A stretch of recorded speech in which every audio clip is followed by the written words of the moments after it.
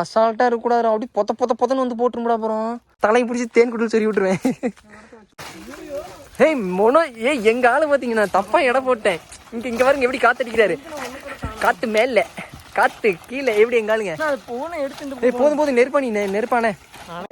எங்க தலை ரெடி ஆயிட்டாரு. நீ கிட்ட போ கேசுவா, நீ கிட்ட போ போடு, கீழே போடு.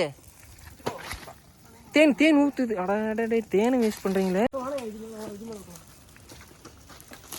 தேன் வந்து பக்கெட்டுக்குள்ள ஊத்துது. இதுல இருந்து அந்த பிரவீனோட கொடுவையில இருந்து வேற இன்னும் ஊத்துது.